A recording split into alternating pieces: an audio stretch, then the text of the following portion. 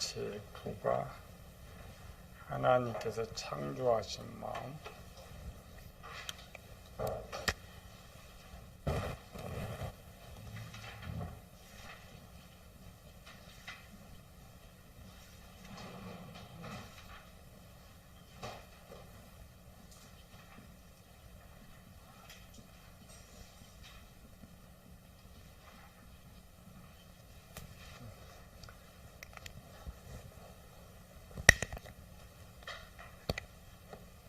비유와 이제 그림자, 지난해 나무가 있죠? 나무와 열매.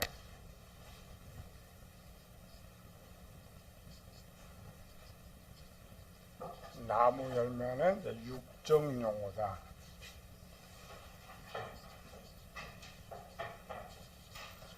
항상 육정 용어는 진짜가 아니어서 이제 진짜를 차지해야 된다 그랬죠. 진짜. 그래서 나무와 열매를 쭉 찾는 나무는 기본 나무는 마음을 말하고 열매는 육체를 말한다. 이렇게 쓰는 것들은 나무 종류가 많이 있듯이 마음의 종류가 많다라는 것을 설명하고 또 한 나무에서도 종류가 많죠. 우리는 사과만 해도 엄청 종류가 많고 배도 엄청 종류가 많듯이 많은 그 부분의 내용들이 많다라는 것을 보여주기 위해서 성경을 많이 쓰고 있다. 그래서 항상 우리가 기본 배웠죠? 영혼의 구조는 영, 마음, 생명 이렇게 나누지만은 숫자가 2개 이상 나오는 것은 마음의 것이다. 물론 0도 2개로 나오지만은 0에도 생각들이 많지만은 일반 사물들이 2개 이상이 나올 때는 항상 마음이다. 또 육체 열매다. 이렇게 생각하면 쉽죠. 이제 마음이 있다. 오늘은 우리 마음은 하나님의 형상대로 창조됐으니까.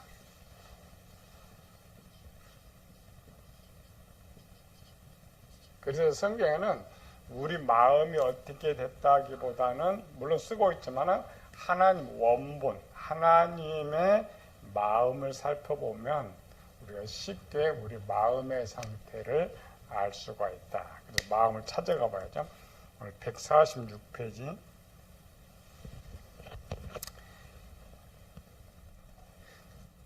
우리 이제 신학에서의 약점, 우리 이제 쭉 배우고 있지만은 아주 간단하게 연구를 하지 않고 오늘 간단하게 가르치는 거죠. 그리고 신학에서 마음은 결국 뭐냐? 그냥 단어. 일반적으로 마음이 어디까지 있다고? 마음, 3요소. 지식, 감정, 의지가 있는데 요거 다 둘로 나누면 한쪽은 선이고 한쪽은 악이다. 그래서 일반적으로 이제 생각할 때의 마음, 세상에서 생각하는 마음은 감정적인 것이 많아요.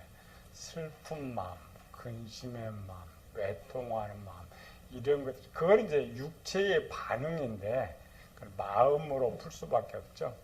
정의할 수 없는. 마음이 너무 크기 때문에 정의할 수 없기 때문에 그렇게 쓰는 거죠. 근데 우리 이제 여기만 쓰는 거죠. 선이냐, 악이냐.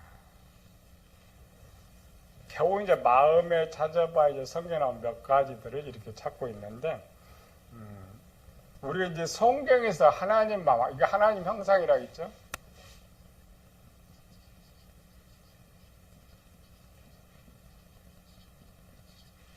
우리 하나님의 형상을 찾을 때 몇 가지 찾는 거죠. 그리고 이제 신학에서는 원래 이렇게 가르치는 것이 아니고 속성, 하나님의 형상 해가지고 우리는 이걸 속성이라고 해요. 하나님의 속성, 하나님의 형상대로 우리가 창조함을 받았다. 그래서 하나님 형상을 크게 2개로 나누죠. 속성을 이렇게 비공유적 속성, 이거는 공유적 속성. 공유, 공유는 하나님만 갖는 것, 비공유는 공유는 하나님도 갖고 우리도 갖고 이렇게 쓰는 거죠. 그래서 이제 신학교 처음 이것부터 가르쳤죠. 하나님의 속성이 뭐냐? 공유적 속성이 있고 비공유적 속성이 있다. 비공유적 속성의 대표적인 세 가지. 비공유적 속성. 첫 번째 뭐예요? 영원하다. 두 번째는 무한하다. 하나는 세 번째는 불변하다. 이건 이제 성경에 나오는 것들이에요. 성경에 나오는 것 그대로. 영원이라는 말은 뭐예요? 계시록에 맞 계시록 결론을 쓰고 있죠. 알파요 오메가요. 시작이요 마침이요. 처음이요 나중이요. 영원이라는 것은 사실 시간이 없다. 그렇죠? 영원하다 이런 것. 무한은 뭐예요? 무한. 없을 무. 한계성이 없다. 그래. 한계성이 없다. 그러니까 하나님이 계신, 여기를 이제 일반적으로 그걸 편재성 그래. 편재. 하나님은 어느 곳이나 계시다. 이걸 이제 우리는 무한하다. 계시지 않는 곳이 없다. 그 대표적인 이제 했던 것이 시편 저자죠. 내가 주의 신에 들어가면 주의 앞에 어디로 피하리까. 하늘에 올라갈지라도 원부에 내려갈지라도 바닷 끝에 걸어가 있을지라도 하나님을 피할 수가 없다.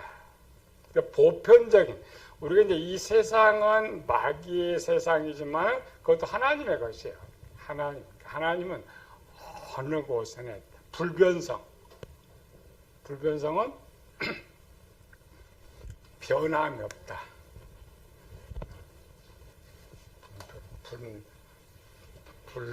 불변은 꼭 변함이 없다.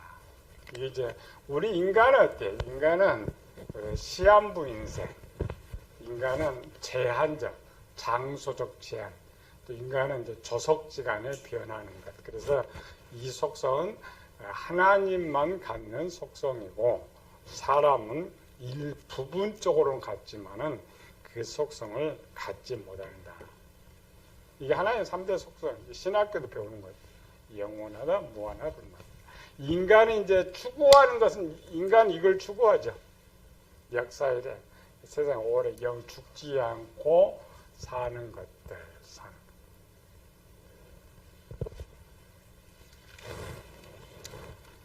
그 다음에 이제 공유적 속성은 뭐예요? 공유적 속성은 하나님도 있는데 우리도 있다.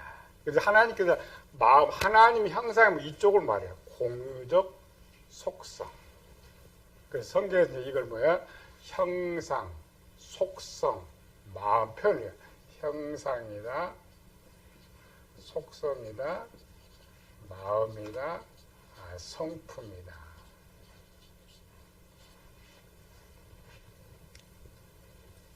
일반 마음과 성품이 똑같은 것인데 표현들 잘 봐야 되는 거죠. 마음과 성품은 똑같은 건데 큰 것, 작은 것, 큰 것, 작은 것. 그래서 이제 신학교에서는 이렇게 쓰면서 딱 하나만 가르쳐줘요.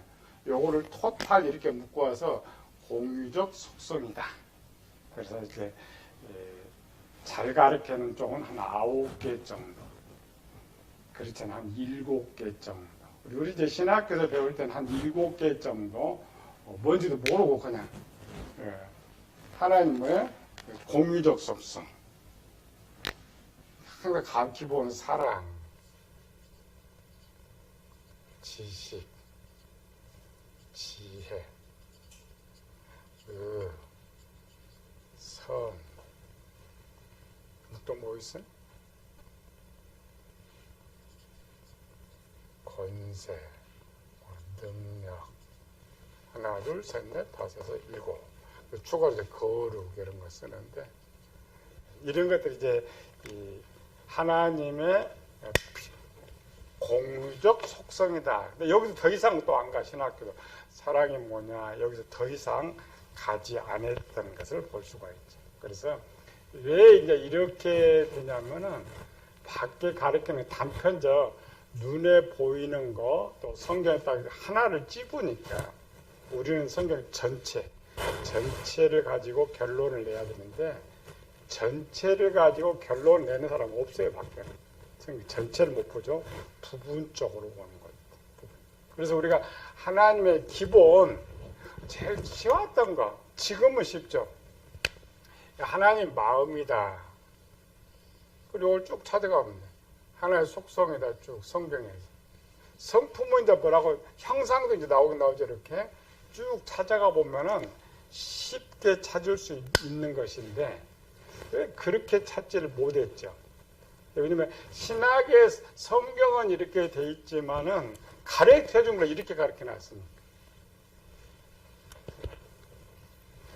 그래서 이제 이 성품들 제일 쉬운 건 성품이죠. 성품. 그래서 하나님께서 자기 계시한다 했죠. 나는 어떤 하나님이다. 여기 전체는 하나님께서 자기를 계시하신 거예요. 나는 이런 하나님이다. 계시한 것들. 그래서 148페이지 보면은 하나님 마음에 있는 성품들. 하나님 우리 마음 안에 어떤 성품을 만들어 주셨을까? 요건 이제 신약에서 이제 마음 이렇게 나오는데 기본.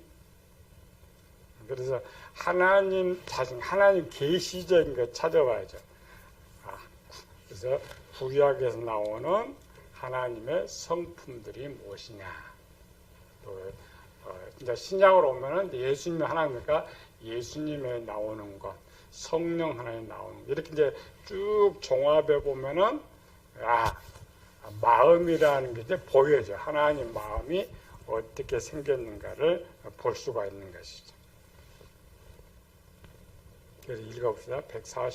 148페이지 잠언 17장 27절 말을 아끼는 자는 지식이 있고 성품이 안전한 자는 명철하니라. 그러니까 실제 그 성경을 읽으면 뭔 말이 잘 몰라요. 지식이 뭐냐, 물론 명철이 뭐냐. 베드로후서 1장 이로써 그 보배로 고지 큰 약속을 우리에게 주사 이 약속으로 말미암아 너희로 정욕을 인하여 세상에서 썩어질 것을 펴여 신성한 성품에 참여한 자가 되게 하려 하셨으니. 그래서 성품이 뭐냐? 뒤에 덕, 지식, 절제, 인내, 경건 이런 게 우리 사람에게 나오는 것들이 이런 건데 하나님 모습에 나오는 것들. 빌립보서 2장은 너희는 이 마음을 품으라 곧 그리스도 예수의 마음이니. 쭉 이런 것들이 참조해가지고 찾아가는 것. 근데 실제 이제 지금 시대는 참 찾기가 쉽죠. 한 가지만 배우면. 아직도 몰라서 그러죠. 뭐예요? 뭐 쳐버리면 참 쉬운데 옛날에는 그런 게 없었잖아요. 옛날에 없어서 이런 거 하나 모으려고 해도 성경 전체를 잔뜩 열어가지고 하나 쓰고 그러다 보니까 그렇게 찾으려고 생각을 하지 않는 거예요. 뭐 하나 찾으려고 해도 성경이 다 있겠어. 그래서 앞에 사람들 몇 가지 찾은 것만 요거다 가르치다 보니까 이렇게 이제 몇 개만 찾아서 지금까지 가르쳤던 거예요. 지금 우리가 참 좋은 시대, 연구하기 좋은 시대에 살고 있지만은 문제는 찾는 방법을 모르기 때문에 우리가 쉽지 않다라는 것이죠. 쭉 이제 구약에 나오는 하나님의 성품들 쭉 보면은 출애굽기 30장 하나님의 영을 그에게 충만해 지혜와 총명과 지식과 그는 마음이 지혜로우시고 힘이 강하시며 지혜와 권능이 하나님께 있고 계략 가문교도 그 얘기했습니다. 그러니까 이런 단어들을 쭉 찾아가면 성경에서 그걸 성품이라고 그래요. 성품. 하나님 안에 있는 품성. 이 품성을 이제 쭉 찾아가면 그게 마음이라고 쉽게 나온 걸 볼 수 있죠. 쭉 150페이지까지 쭉 찾아가 보면은 이렇게 이제 나오는 거 대표적인 것 이제 이렇게 반복적인 것 말고 대표적인 것들을 구약에 한 40가지 정도 나와요. 나오는 것들은 많이 나오는데 우리 책에서는 그 중에 약 20가지만 뽑아봤죠. 이게 뽑는 게 제일 중요하냐면 그 하나님의 마음에 있는 것들을 사람에게 주셨기 때문에 그거를 찾다는 것은 내 마음 안에 뭐가 있다. 내 성품은 뭐가 있다라는 것을 알 수가 있어요. 그런데 우리는 지금까지 뭘 배웠냐면 하나님의 마음 따로 띄워놓고 사람 마음 따로 띄워놨어요. 성경 분명히 하나님 형상대로 만들었다겠는데 그래서 구약에 등장하는 하나의 대표적인 성품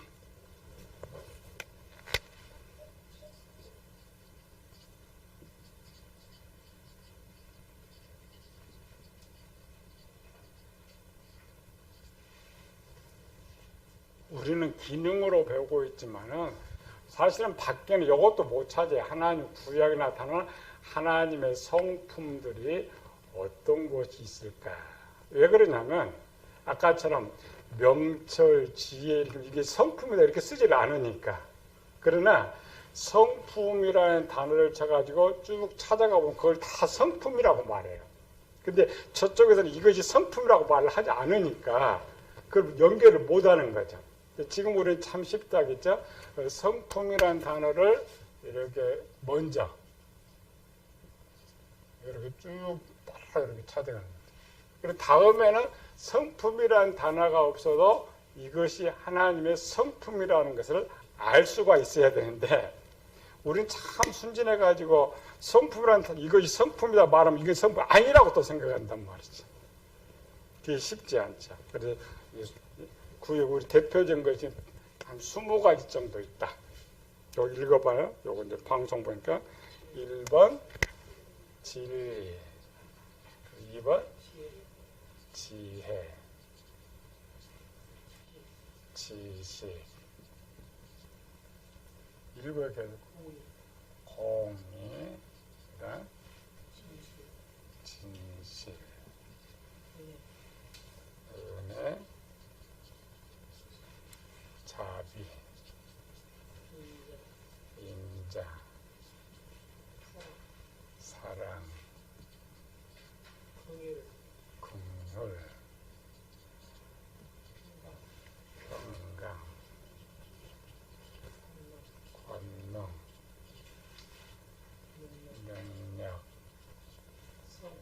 선, 공평, 총명, 명철, 정직, 모략, 재능. 이렇게 이제 우리가 써서 보면은 이렇게 보여져. 요런 것들이 요거 위에 안 쓰고 이렇게 안 쓰고 이게 뭐냐 그러면 일반 한사 이게 마음이구나 성품이구나 속은 금방 알아. 근데 이렇게 써본 적이 없어. 이렇게 써본 적이 없기 때문에 우리니까 이런 것들이 이제 구약 전체 39권에 들어가 있는 거니까 팍 떨어져 있기 때문에 도대체 이게 뭔지 몰랐던 것이다. 그러니까 뭐예요? 성품이고 하나님의 마음이다. 반대로 하나님의 것을 보고 우리 사람을 보면은 사람 안에도 다 있는 거야. 사람 안에 다 있는 거야. 연결을 안 해서 그랬지. 사람 안에 다 있는 거지. 꼭 이것이 있다 없다 해도 그냥 단어 딱 보면 물어보면 돼. 사람한테 사랑이 있느냐? 있다 그래. 능력이 있느냐? 있다 그래. 다. 이런 것들이 다 어디 있느냐? 마음에서 나오는 것들. 근데 사실 이제 밖에는 전혀 모르는 것은 이것들이 기능이라는 걸 모르는 거야. 아직도. 기능이라.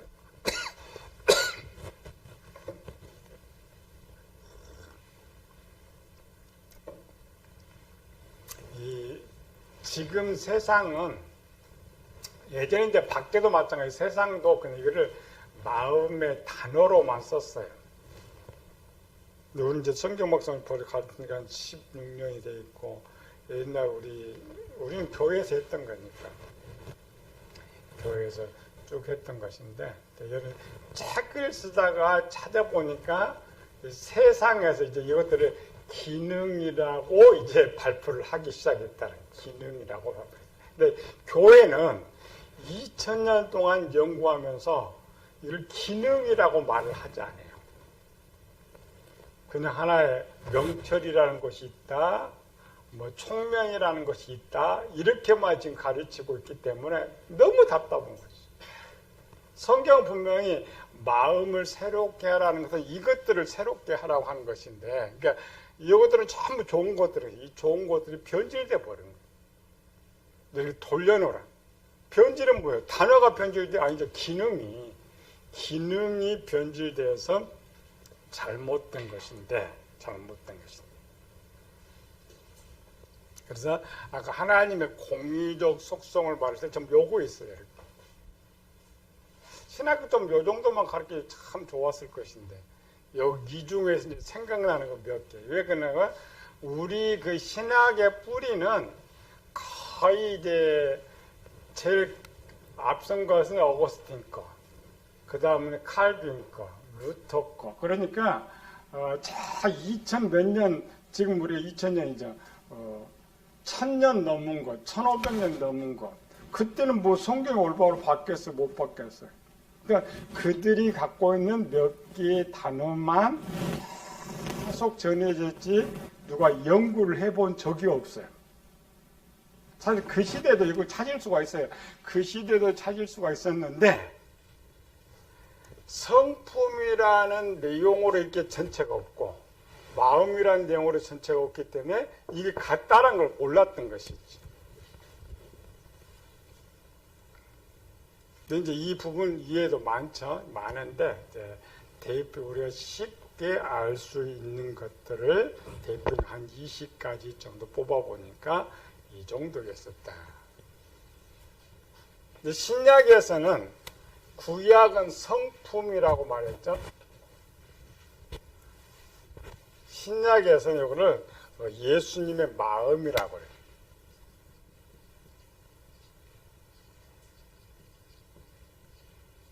똑같은 내용인데 예수님의 마음으로 나 예수님의 마음.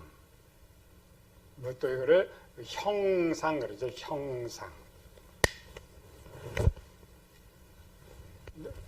그리고 이 마음 요거를 마음을 형상이라고 한다. 성품, 속성. 골로새 3장 읽어봅시다. 151페이지. 시작.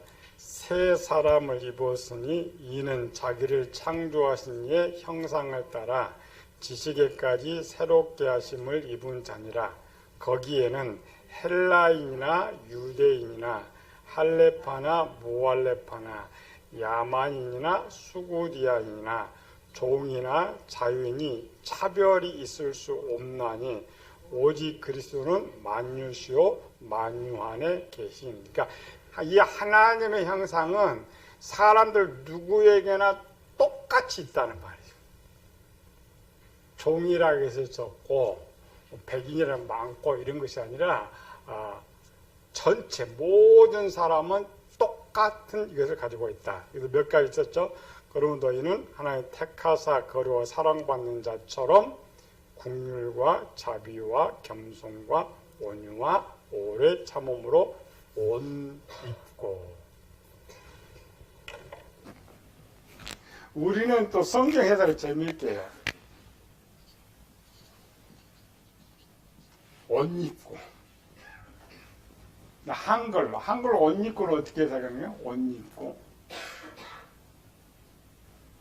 그래서 유치원생들 보면 벗어 있는 상태, 그렇죠? 벌거숭인 상태에서 이와 같은 옷을 입어야 된다. 한글은 이제 쉽게 썼는데 입는다는 벌거숭이와 옷을 입는 사람은 모양이 달라져 버리죠. 모양이 달라. 이 말은 뭐야? 마음을 바꿔라 이런 뜻인데 해석이 쉽지 않지. 아직도 목사들이 뭐 아무리 하겠다 하도 뭐라면 똑같이 가르쳐줘. 아, 이런 것도 옷 입어야 돼. 옷을 입어야 된다. 덧입는다. 사실 덧입을 수가 없죠. 예를 들면 거죠. 욕심이라는 것이 이렇게 있는데 욕심이 우리가 사랑을 덧입으면 뭐가 나올까? 짬뽕? 이렇게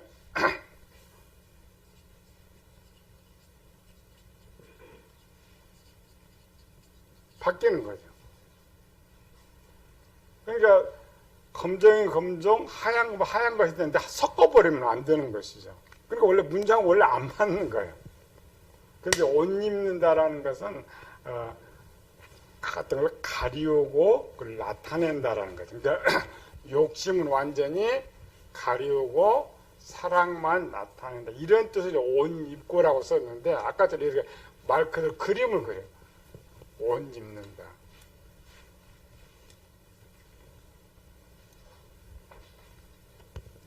우리는 이제 조금 더 중요한 거겠죠. 옷 입는다는 말이 성경 앞에서 바울은 여기서 하나 썼어요. 여기 골로새서는 안 나와.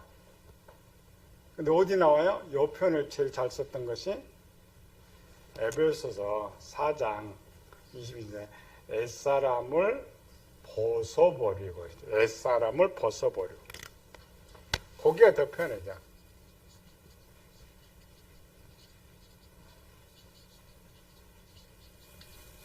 버리고 새 사람을 입으라.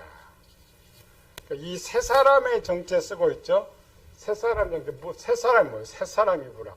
이것도 상당히 어려운데 새 사람 정체가 뭐예요? 의와 진리의 거룩함.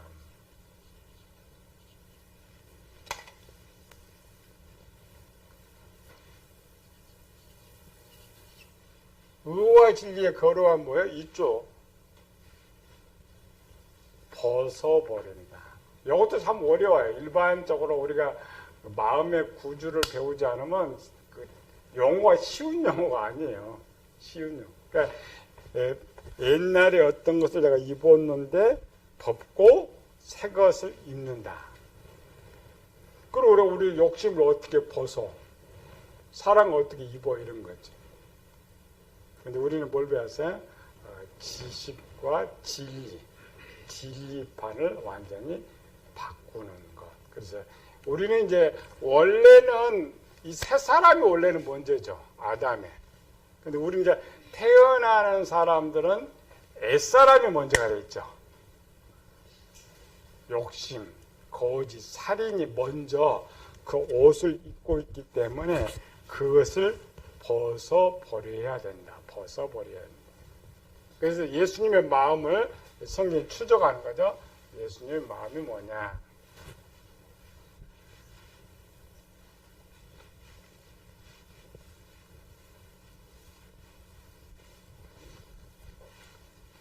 마음을 배우는 이게 굉장히 중요합니다. 이 시작이 굉장히 중요한 건데 요거 이제 가르치는 뭐 그냥 밖에 봐요. 책이나 이런 거 마음 하면은 희한한 걸 가르치면 그렇지 않고 먼저 마음이 어떻게 생겼느냐를 먼저 배우는 게 제일 중요한 거죠. 그래서 신약에서 이제 구약에서 마음을 많이 등장시켰기 때문에 예수님은 반복 등장시킬 필요가 없는데 그다음 이제 가장 쉬운 것들, 그러니까 이미 이제 이러한 것들은 신약 시대를 사람이 다 알고 있어요. 다 알고 있는데 이 중에 예수님을 보니까 이런 것들이 나타나더라.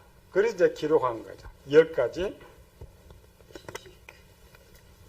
첫 번째 지식.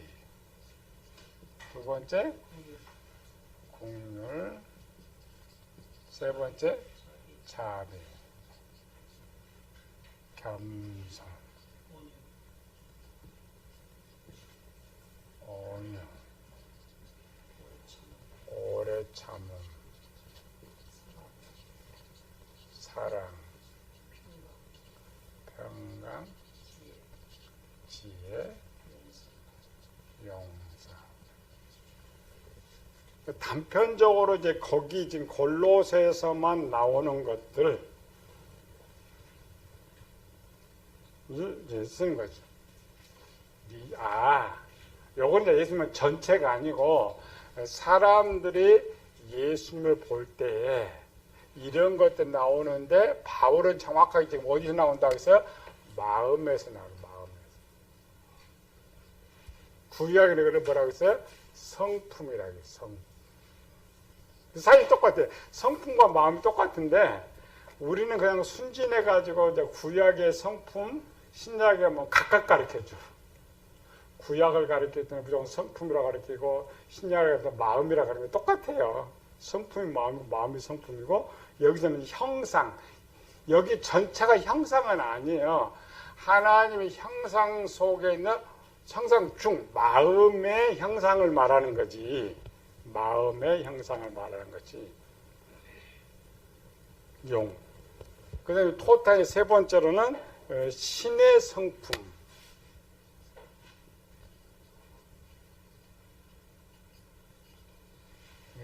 신의 성품, 신의 마음. 이게 베드로가 쓰고 있죠. 베드로후서 1장 4절 7절까지 신성한 성품에 참여한 자가 되게 하려 하셨으니. 옛날 청권이 신의 성품에서 무슨 신성한.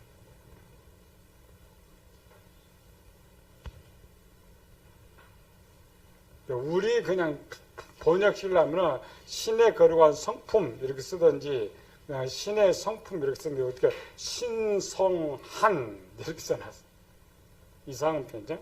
그럼 너희가 믿음의 더욱 힘써되 믿음의 덕을 덕의 지식을 지식이 절제를 절제 인내를. 이거는 이제 8가지 나오죠. 첫 번째 믿음의 덕을 덕의 지식을 지식의 절제를 절제의 인내를 인내의 경건을 경건의 형제 우애.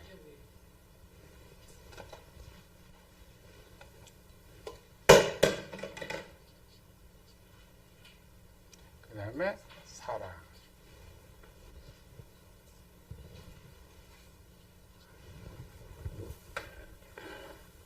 이 성경에 지금 다 뽑아내는 거예요. 하나님 마음을 표현하고 있는 거, 성품 표현하는 거, 형상을 표현하고 있는 이런 것들. 이건 이제 하나님 안에 있는 것. 하나님 안에 있는 것들.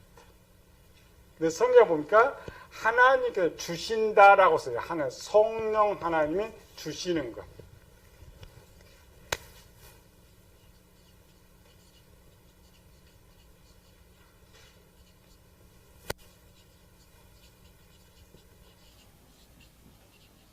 그의 백성들에게 주시는 것.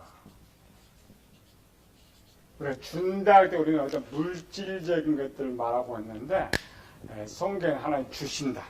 고린도전서 12장 151페이지. 각 사람에게 성령의 나타나심을 유익하게 하려 하십니다. 어떤 사람에게는 성령의 지혜의 말씀을, 어떤 사람은 같은 성령과 지식의 말씀을, 다른 사람에게는 같은 믿음을, 어떤 사람은 한 성령으로 병 고치는 은사를, 어떤 사람은 능력 행함을, 어떤 사람에게는 애언함을 등등등등. 그래서 여기서 우리가 사도행전 10가지를 또 쓰고 있다. 또 써봅시다. 첫 번째 지혜, 지식, 믿음, 은사, 능력, 대연, 영들, 분별, 방언, 통역, 권능. 이제 하나님이 주시는 것들, 하나님이 주시는 것들. 마지막으로 이제 나온 거 뭐예요? 성령의 열매들. 하나님 나오는 거 다 찾으면 성령의 열매.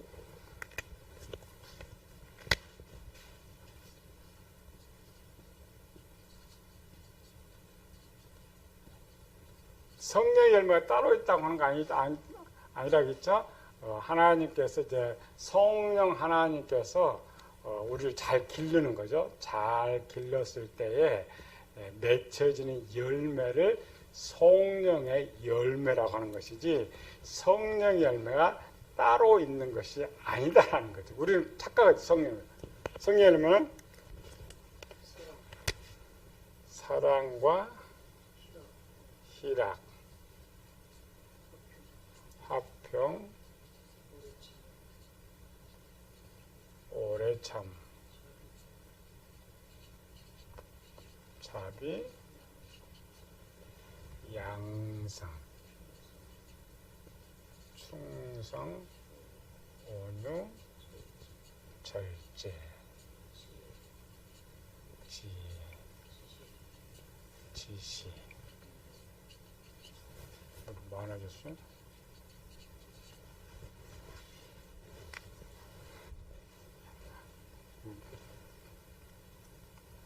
종합. 성령의 열매 9가지 빼놓고 이런 것들이 종합해 보면 뭐냐면은 뭔가 지금 만들어내서 그렇죠? 이런 마음이 하나님께서 뭘 줬는데 이렇게 만들어졌다. 이렇게 종합해 보면 마음이 어떤 기능을 하고 있다. 앞으로 여러분들 가르칠 때나 배울 때 사람의 모든 것은 모든 세상 같은 어떤 기능을 통해서 나와요. 기능이 없으면 아무것도 할 수가 없죠. 그러니까 사람이 나온 모든 것들은 어떤 기능이 있어서 나오는데 그 기능들이 어디냐? 마음에 있다. 그래서 사과나무가 잘 자라서 열매를 볼 때 사과 열매라고 말을 하는 것처럼 사람에게서 나오는 그 행동의 모습을 보고 그 나무가 있다. 그래서 세상은 그러죠. 세상은 나무와 열매 이름이 대부분 같고 가끔 가다가 나무와 열매 이름이 약간 다른 것들이 있어요. 이어가 똑같죠? 마음도 열매 이름과 마음이 같은 이름이 있고 또 다른 것도 있다. 그래서 이제 육체 이야기하면서 자꾸 이제 마음에 대한 내용 그건 같아요. 그러니까 열매와 나무의 이름이 같기 때문에 육체에서도 그걸 쓰는데 그러니까 저는 본문을 잘 봐야지. 이거는 육체의 열매인지 이거는 마음의 기능인지. 그래서 앞으로 여러분들이 뭐야? 마음을 논할 때 마음은 기능이다.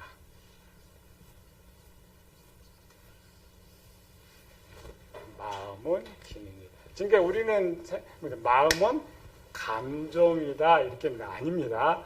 마음은 기능이다. 그래서 지금 세상은 이미 기독교는 이렇게 못 들어가서 지금 참 웃기죠. 세상은 이런 단어 하나를 속으로 들어가가지고 이거를 기능으로 연구를 해요. 이 기능이 뭐냐? 오래되지 않아요? 밖에도 그렇게 기능이라고 표현한 것들은 19세기 말부터 이렇게 표현하기 시작했는데 문제는 뭐냐? 교회가 문제, 교회가. 그 사람 마음이 이래서 성경의 마음에 그 위인이 어떠하면 그러니까 마음의 기능이 어떠하면 그 사람이 그렇게 되고 이렇게 되죠. 원래 이제 성경은 쉽게 기록했어요. 성경은 쉽게 기록했는데 우리가 그 쉬운 것들 우리 성경 아무리 쉬워도 답을 모르면 어렵다. 아무리 어려운 것도 답을 알면 쉽다. 답을 알면 쉽다 그랬죠. 이거 지금 뭐예요? 하나님 마음. 하나님. 이걸 잘 좀, 여러분 가르칠 때 먼저 하나님의 이런 마음, 힘에 대한 열매. 그래서 마음은 기능이다. 기능. 우리가 어떤 슬퍼할 때도 마음에 그런 기능이 있기 때문에 슬퍼하고, 사람도 그냥 사람이 감정에 슬퍼한다 이렇게 하죠. 아닙니다. 세상 거라고 비교하면 돼. 세상 거. 기능이 없으면 아무것도 할 수 없는 것처럼. 조금만 좀 에어컨이 기능이 없으면 저기 뭐야 아무것도 못 내. 팬도 안 들어.